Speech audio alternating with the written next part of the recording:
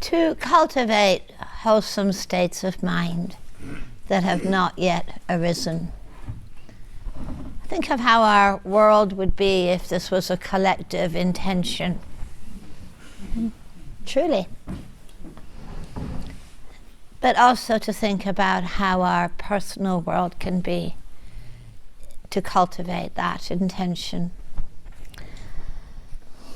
I was together with a friend of mine, a colleague, some time ago, and someone asked him, what is the heart of your practice just now? What's been the major intention in your practice that you've sustained over these decades of practicing? And he answered, I do my best to keep my mind in the wholesome spectrum. And when I first heard him say that, I thought, oh, well, it's kind of a simplistic answer. And then I thought about it. And I thought, when I reflected on it, I could hardly think of a more worthy intention to have in life, and actually how much effort it takes to do that. It means being awake and mindful of what's going on in the mind just now, where the heart is abiding, having the discernment to know what is the wholesome spectrum to abide in. I think of the level of intentionality that it takes to do that, and how intention is really the forerunner of skillful effort, just as it's the forerunner of all things in our life. So again, this dedication to cultivating a mind that abides in the wholesome. Some of you are familiar with the teachings of the Brahma Viharas, kindness, compassion, joyfulness, equanimity. And this title, Brahma Viharas means the place where you live, the place where you make your home. And Brahma refers to a kind of the most noble way to make your home.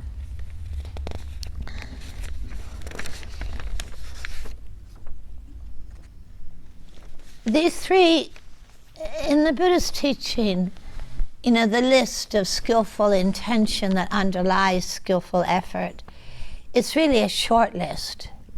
It's the intention of kindness, the intention of compassion, and the intention of non-clinging. And the Buddha so recommends this that we bring this into the world of our thoughts, the world of our bodies, the world of our minds, the world of all of our relationships and the ways that we interface with the world around us. If we could hold those three intentions at the forefront of our consciousness, how would our lives look? Kindness, compassion, non-clinging. So again, we return to this word bhavana, to bring into being, to bring to fruition. It seems to me that the whole of the Buddhist teaching is really dedicated to cultivating the lovely, cultivating the wholesome, cultivating the healing, cultivating the liberating. And it took me a long time in the early years of my practice to really understand that and to have confidence in it. In the early years of my own practice, I trained in a number of practice environments where the focus seemed to be primarily on looking at what was broken, looking at what was faulty, looking at what was imperfect, looking at what was to be overcome, looking at dukkha and looking at mara, which is this kind of personification of everything that's unwholesome. And I think it's no exaggeration to say that in the early years of my practice, my training, that I very much approached it like a battlefield. There seemed to be a lot to do battle with. I don't know if any of you have ever seen that one of those fairground attractions. I can't remember. I think they're called Bash the Mole or something. Have you seen them? You know, you have this big board, you know, with these holes in it, you know, and you put some money in a slot, and a mole keeps popping up in these random holes, and you've got this mallet that you're constantly bashing the mole. It's quite manic. But I think it's not unlike the way I approached my practice in the early days. I had a teacher who would sit at the front of the room and shout at us, "Purify, purify, purify." It was kind of intimidating, you know. There'd be so much to purify. You were sort of shaking on your cushion, you know, waiting for the next impurity to appear. And there seemed to be a lot to purify. You know, first there was my anxiety, then there was my lack of confidence, and my aversion, then my unworthiness, then my anger, and the list seemed endless. In the text, there's a story of the Buddha meeting someone in the forest standing on one leg. And the Buddha asks the ascetic, he says, "What are you doing?" He says, "I'm working out my karma." And the Buddha says, "Well, how much have you got rid of?" And the man answers, "Well, I don't know." And the Buddha says, "Well, how much have you got left to go?" And the man says, "Well, I don't know." And then the Buddha asks the man, "How will you know when you're done?" And the man says, "I have no idea." And the Buddha goes into one of his usual meltdown moments, you know, where he starts saying, "You know, you stupid man, you know, this is not the right way to practice, you know." There's a therapeutic tradition that says that if the only tool you possess is a hammer, everything looks like a nail. The big word, I think, in this relationship to the difficult and what we call the unwholesome is my anger, my aversion, my craving, my anxiety, my unworthiness.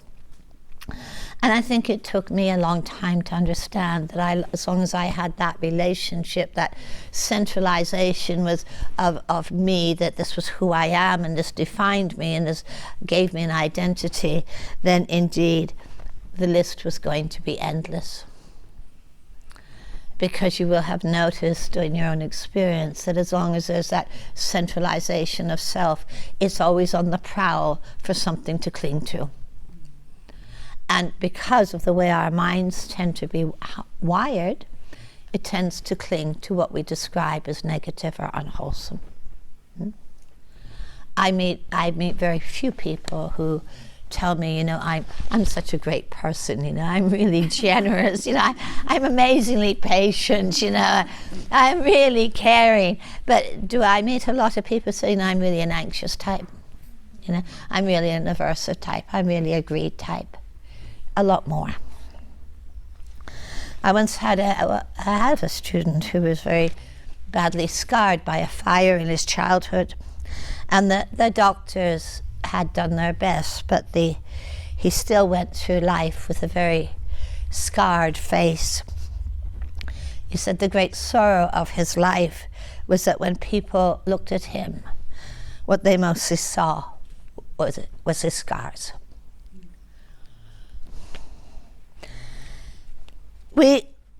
It is fairly widely recognized the way that we're kind of hardwired to have a kind of negative attentional bias, and this was really useful when we lived in caves. You know, we needed really to know, you know, about danger and what was wrong and, you know, what we needed to be hyper-vigilant about. But we're not living in caves anymore. But this kind of wiring becomes so evident in our life that we're prone to highlight and fixate on what's wrong and what's broken and imperfect. And it's not to say that everything is wonderful and brilliant. Deep down, you know, we are such amazing people. You know, there is that needs attention. But that focusing on what is wrong and imperfect does something to our perception of ourselves, and which in turn does something to our perception of others and the world around us. And it provides a vast landscape for us to turn this word bhavana, to cultivate, into the word work. What I'm working on. And I so clearly remember, a few years ago, someone coming on a retreat with me and saying, this is the first retreat I've done in 20 years where I don't have an agenda of what I'm working on. And I found that rather sad, because doesn't it keep us busy? What I need to work on, what I need to fix, what I need to get rid of, what I need to annihilate. It is true that we can carry and enact the unwholesome in many ways. I think my question is work the answer? Of course, you would even ask the question, who's doing the work? Who really is doing the work? As if we have some secret inner wise self, with its own skill set to work on the difficult. Well, the Buddha changed this around. He certainly had the encouragement to acknowledge deeply that which causes distress in ourselves and others, but he didn't take that next step of said, this is something you need to work on. Instead, he turned it around and he said, okay, here's the invitation. Let's go through our lives, let's sit on our cushion with the intention and the dedication to cultivate generosity, integrity, kindness, mindfulness, equanimity, compassion, patience, understanding, joyfulness. The landscape of the wholesome is also vast. And this is where we're learning, really, in my understanding, to incline the mind. And again, just to revisit, it's so important to recognize that all of these wholesome qualities truly do lie as seeds of potentiality in each of us. We have glimpses, of many of these wholesome qualities in our life. And we should be heartened by those glimpses because they tell us something. They tell us about that possibility. We have moments of unhesitating kindness, unhesitating compassion, moments of quite spontaneous generosity, and moments of deep patience. We all have those glimpses, and we have a lot of moments in our day of non-clinging. We hardly notice them, do we? They have quiet voices, whereas the unwholesome, the unskillful, have very loud voices. So we hardly notice those moments in our day when, clinging is actually not happening. Selfing is actually not happening.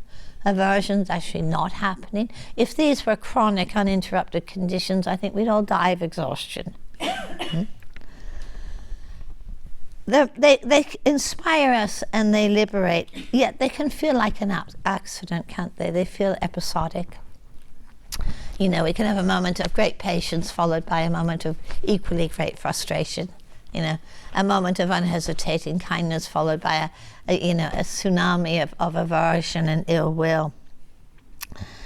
They don't have to be episodic. They don't have to feel like accidents that we happen to bump into if we're fortunate. We learn to cultivate, to nourish, to incline the mind towards those qualities through intention. The intention to incline the mind in that way, a dedicated intentionality. And these qualities, these wholesome qualities, do begin to sink into our bones. And we need to imagine, we need to imagine a way of being in this world where, we're worry-free, where we're agitation-free, where we're, aversion-free. We need to imagine that for ourselves. This is actually the invitation of this path. We have the moments, we have the space. It's not like we're short of opportunities But it does take a willingness to some extent to begin to slow down a little, to be attuned inwardly, to listen to those ripples of the unwholesome, but also to palpate the territory of the wholesome. This is how we begin to cultivate. It's how we begin to bring things to fruition. There's a wonderful teaching that says, to find joy in the falling away of the unwholesome. To find joy in the falling away of the unwholesome. And I know in this practice and actually in certainly a lot of contemporary mindfulness teaching, by the way, don't think I have an allergy to contemporary mindfulness teaching. I was very much involved in the architecture of these programs, So I do recognize their deep validity. But they're like any pathways. They raise questions also, because the whole sense of cultivation, of having a sense of direction, of having goals, of making some pretty big efforts, is often treated with a kind of mistrust or question that this is going to bring about people who have images of failing and images of not being good enough and overdoing. That it can happen. It can happen. But that's the stuff of insight. That doesn't mean that we avoid effort. It's the stuff of insight to see how we actually approach effort and what it triggers in us. And in reality, some of you probably have some familiar with the early text, but boy, does that word strive appear a lot. It really appears a lot. And the Buddha's not talking about, beating ourselves up, but he's talking about a dedicated intentionality. A dedicated intentionality that has a very clear sense of direction. That has a very clear sense of direction about where we're going and what is possible for us. That is what a path is about. A path is not about treading water. A path is about where we are and where we have the sense that we can be, what is possible for us.